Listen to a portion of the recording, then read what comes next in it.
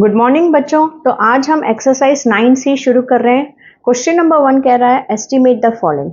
अब बच्चों estimate the following मतलब अप्रोक्सीमेटली इसका आंसर क्या होगा।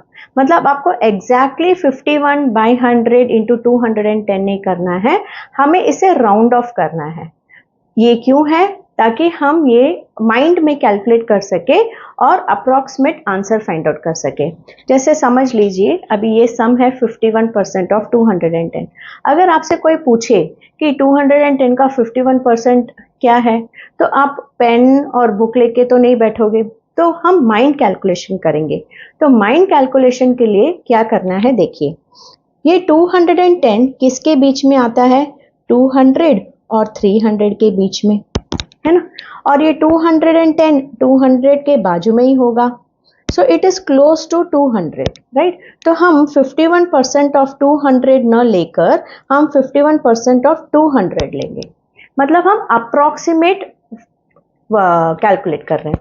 अब 51% बाय 100 लिख सकते हैं, परसेंटेज का साइन निकाल दिया और 200 को इस तरह, तो ऊपर 2 नीचे 2, तो 51 इंटू 2 क्या हुआ? 2 1 ज़ा 2, 2 5 ज़ा 10, तो 51 इंटू 2 102। तो ये हम फटाफट माइंड में कैलकुलेट कर सकते हैं कि ऊपर दो जीरो नीचे 2 जीरो, 51 का डबल यार, 2 1 ज़ा 2, 2 5 ज़ा 10। तो ये है हमारा अप्रोक्सीमेट। मतलब ये एग्जैक्ट आंसर नहीं होगा, लेकिन एग्जैक्ट आंसर के एकदम क्लोज होगा। देखिए अगर मैं एग्जैक्टली करूं 51% इंटू 210, ऊपर एक जीरो नीचे एक जीरो, 51 इंटू 21 1071, और नीचे 10 है तो पीछे से एक डेसिमल लगाऊंगी तो मेरा आंसर एग्जैक्ट आ रहा है 107.1। अब देखिए इसमें और इसमें ज़्यादा फर्क नहीं है, राइट। अगर कोई पूछेगा हमारे यहाँ आज टमाटर की क्या रेट है, तो हम एग्जैक्टली 42 रुपीज़ तो नहीं कहेंगे, 40 के आसपास है वैसे। So that is called estimation. Nearest मतलब आंसर जो नियरेस्ट के हो, ठीक है, नियरेस्ट आंसर के जो हो। अब जैसे 30% ऑफ 290 पूछा, तो हम माइंड में कैलकुलेट कर सकते हैं। 290 300 के बाजू में है, तो 300 लगाएंगे, ऊपर 2 जीरो नीचे 2 जीरो गया, तो 3 बच गया, 33 ज़ा 90, ठीक है। तो देखिए हमें एग्जैक्टली इसमें टाइम वेस्ट नहीं करना पड़ा। अब जो भी हमने किया वो माइंड में किया। जैसे आप देखिए मैं क्या कह रही थी, 290 200 और 300 के बीच में है।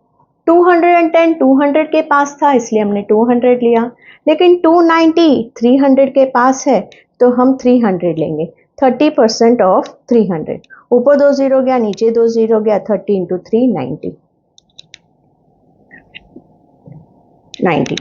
ठीक है। तो ये है एस्टिमेट। एस्टिमेट मतलब जिस नंबर का हमें परसेंटेज निकालना है उससे क्लोजेस्ट 10 100 या 1000 के करना है। अब नेक्स्ट सम देखिए 60% ऑफ 600।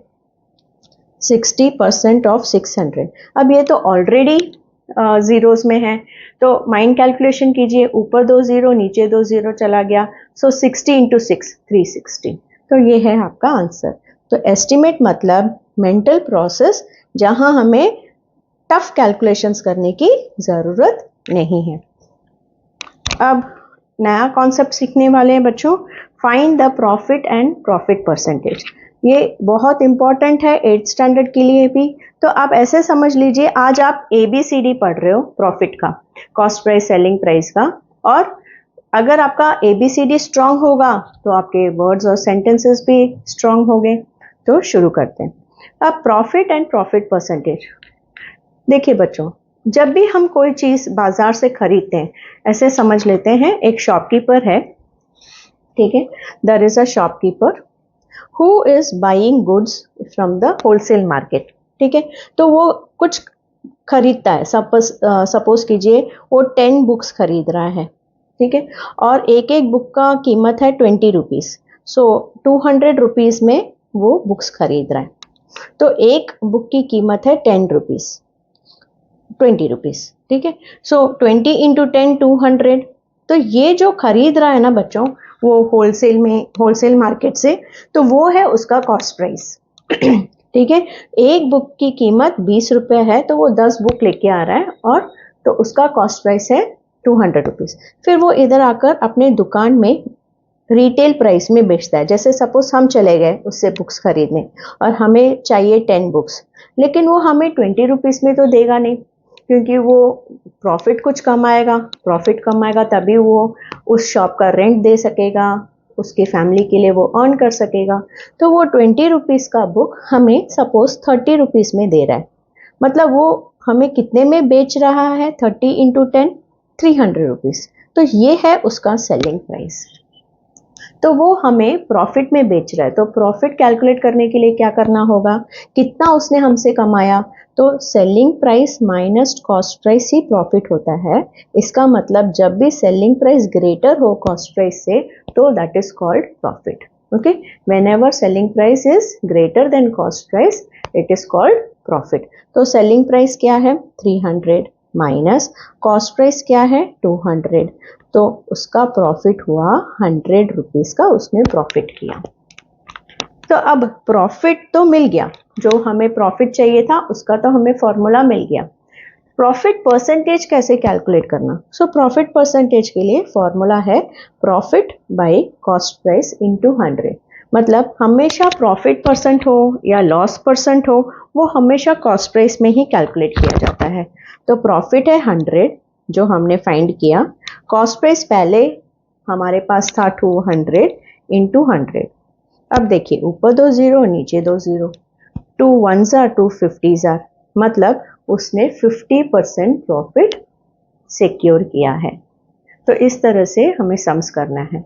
जब भी सेलिंग प्राइस कॉस्ट प्राइस से बड़ा हो तो वो है प्रॉफिट, और प्रॉफिट फाइंड आउट करने के लिए इन दोनों का सब्ट्रैक्शन करना ज़रूरी है। एक बार प्रॉफिट मिल गया तो प्रॉफिट परसेंट के फॉर्मूले से हम प्रॉफिट परसेंटेज कैलकुलेट कर सकते हैं। तो इसी कॉन्सेप्ट को यूज करके क्वेश्चन नंबर 2 करते हैं। अब यहाँ देखिए बच्चों, कॉस्ट प्राइस और प्रॉफिट दिया गया है, सॉरी कॉस्ट प्राइस और सेलिंग प्राइस दिया गया है, और सभी में देखिए सेलिंग प्राइस जो है वो कॉस्ट प्राइस से बड़ा है। 200 से 230 बड़ा तो प्रॉफिट ही होगा, 50 से 54 बड़ा तो प्रॉफिट होगा, 3,50,000 से 3,95,500 बड़ा तो प्रॉफिट होगा, 25 लाख से 27 लाख बड़ा तो प्रॉफिट ही होगा। तो इन सभी सम्स में पहले तो हमें selling price minus cost price find out करके प्रॉफिट फाइंड आउट करना होगा। तो फर्स्ट सम में बुक का सेलिंग प्राइस है 230 और कॉस्ट प्राइस है 200, तो हम सब्ट्रैक्ट करेंगे तभी हमें प्रॉफिट मिलेगा। तो प्रॉफिट है हमारा 30 रुपीज़। अब प्रॉफिट परसेंटेज ये हमारा फर्स्ट पार्ट था।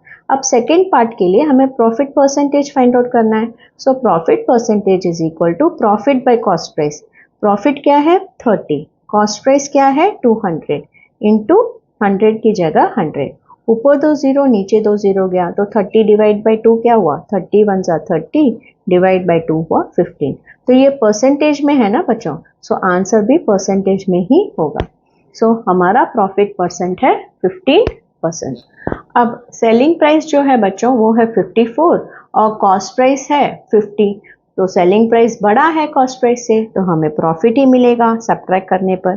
फिर प्रॉफिट परसेंटेज फाइंड आउट करने के लिए प्रॉफिट जो मिला और जो कॉस्ट प्राइस है 50 इंटू 100, ऊपर एक जीरो नीचे एक जीरो चला गया, 5 1s are 5 2s are 10, so 4 2s are 8, तो हमारा आंसर है 8%। अब कार की सेलिंग प्राइस है 3,95,500 और कॉस्ट प्राइस है 3,50,000, मतलब सेलिंग प्राइस बड़ा है, तो सेलिंग प्राइस बड़ा है कॉस्ट प्राइस से, तो हमें क्या मिलेगा बच्चों? प्रॉफिट। तो सब्ट्रैक्ट करने पर प्रॉफिट है हमारा 45,500 और प्रॉफिट परसेंटेज के लिए फॉर्मूला क्या है? Profit by CP. So profit है 45,500 बाय कॉस्ट प्राइस है 3,50,000 इंटू 100। ऊपर 2 जीरो नीचे 2 जीरो, ऊपर 2 जीरो नीचे 2 जीरो चला गया तो बचा क्या? 455 डिवाइडेड बाय 35।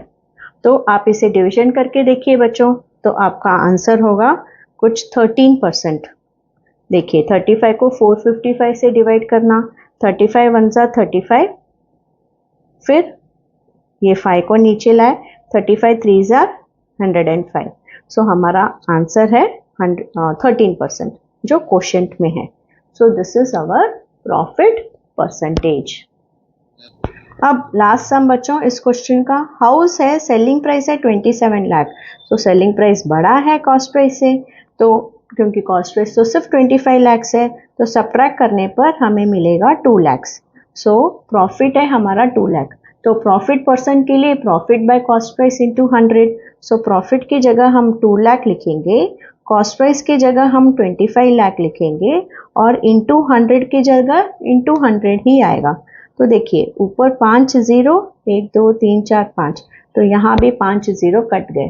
फिर 25 वन जार 25, 4 जार 100, ये तो हम बहुत बार प्रैक्टिस कर चुके हैं 25 के टेबल्स को। 25 4 जार हमेशा 100 ही होगा।